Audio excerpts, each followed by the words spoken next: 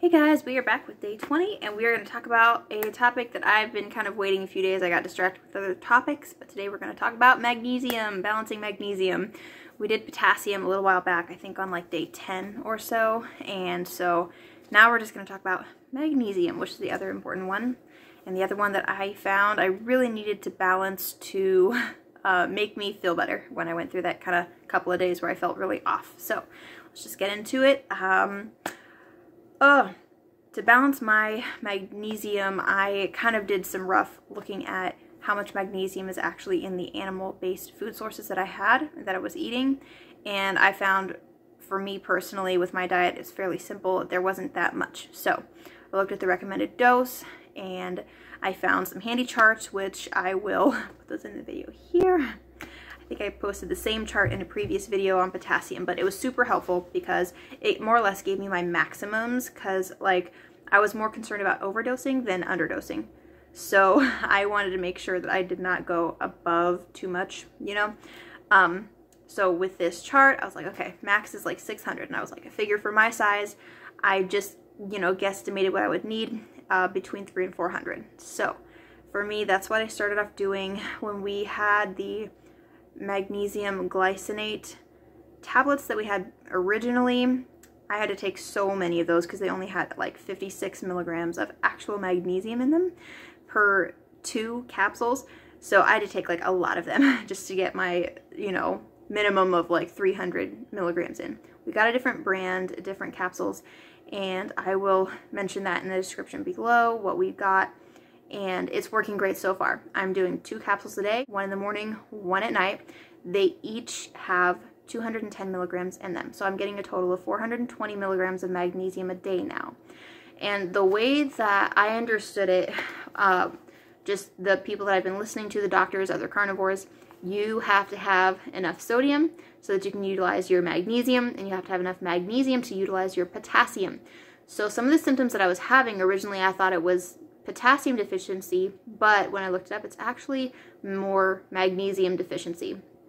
So once I started upping my magnesium, I was doing so much better. The symptoms went away. I felt way better. Okay. And then I didn't, like, since then, I have not taken much supplemental potassium. I've taken a little bit here and there when I kind of just felt like maybe my food sources didn't have that much in it.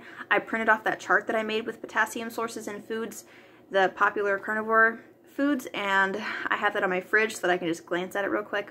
Super helpful. I love that chart. So I can kind of see now how much potassium I'm getting, and then I can base from there on whether I need to take any additional potassium. And my magnesium, I'm getting a specific base amount. I keep that constant. That way I kind of can work the other electrolytes around that. So you can do whatever works for you. I was doing some research on it, and it's actually really hard to overdose on magnesium, apparently. I mean, unless you're taking like ridiculous amounts, because the body naturally, the kidneys will filter it and flush out any excess that you don't need, and the body kind of holds on to what you do need to maintain, to like keep homeostasis within the body, because it's so important for regulating the heart and so many other different functions. So the body's just really, really good at regulating your magnesium, and so it just makes it a little bit difficult to overdose on it. So if you're starting out, I mean, this is not medical advice, I'm just telling you what I did. I started at a dose maybe slightly higher than what was recommended, because I know when you're comparing like what the recommended daily allowances are to what a lot of carnivores say you need, there's a bit of a difference. The carnivores typically recommend a much higher level. So I started a little higher than the recommended daily allowance. It's been working for me. You adjust based on your body, talk to your doctor, you know, do your own research. Don't just copy someone else on the internet, not me, not anyone. Do what works for you. And so the symptoms that I was having for magnesium deficiency were heart palpitations. I had very bad anxiety. Like I just felt this general sense of like something is off in my body. I could feel it. It felt terrible. And I just couldn't fall asleep, especially when my heart was pounding. Like I could not fall asleep, guys. So once I upped my magnesium, that completely went away. I have been sleeping wonderfully, like a baby. Probably the best sleep that I've had in years, maybe ever. I don't know, but best sleep ever. I did a video on sleep yesterday, updated it today because I had a mistake in there. But anyways, did a video on sleep for day 19, so if you want to, you can check that out, and I'll talk about that. And anyways, so with magnesium, yeah, I think I'm looking at my notes again. I'll be doing that pretty much every video. But yeah, the kidneys remove the excess, makes it hard to overdose. After increasing all of mine, all my symptoms went away, except for occasionally I still have a fast heartbeat, but that can just be a lot of different things. It's not the same type of rapid heartbeat palpitations that I was having before though. It's more like if I start to like exercise kind of hard or something like that, you know, sometimes then I'll start to notice it more, which can honestly just be the body still adjusting to carnivore and the fact that I'm not completely fat adapted yet. So it's pulling energy, you know, from other sources right now, and it's not super efficient. And I expect once my body gets more efficient at processing fat, some of that will work itself out. But my magnesium levels are good, so I'm going to keep those where they are, and just if I need to do something different for the heart palpitations, if I'm not adapted later, then I'll adjust as needed. But yeah, yeah, I mean, honestly, doing this, if anything, it makes me really wonder how long I was actually deprived of magnesium in my body. Like, because I don't know about you, but when I was just eating lots of carbs and I wasn't trying this diet, I don't think my body was sending out clear signals of what I needed. So I will do more research on this, but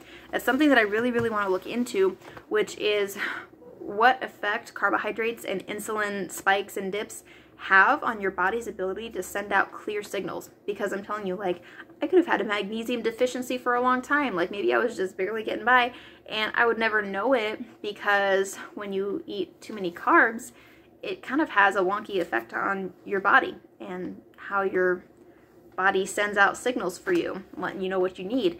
I mean, maybe I was getting more from my food sources, but not that much more. I mean, some in my plants, of course, because I did try to include vegetable sources, but you know, when you factor in the anti-nutrients in the vegetables, I really don't know how much magnesium I was actually getting from my food. So anyways, just wanted to point that out. Like, you can probably be deficient and still like skate by for a long time, but this diet really forces you to look at where you're actually deficient and kind of get it together and figure your own body out, and so you can get healthy. But yeah, all right, that's what I've got for you today. I am still feeling great, same basic as I've been, you know, good sleep, good energy, good figuring out the electrolytes and getting those balanced. Magnesium is super important, guys. Don't like skimp on it if you're noticing any of these symptoms that was in the chart that I had up here. And don't skimp on it if you're noticing stuff like, you know, the anxiety. I would say that was like the biggest symptom, honestly, that I was having, aside from the heart palpitations. That anxiety, it was just unreal. It was terrible. Not being able to sleep at night, it's pretty terrible. Anyways, that is all I've got for you guys today, and I'm gonna let you go. Bye, friends.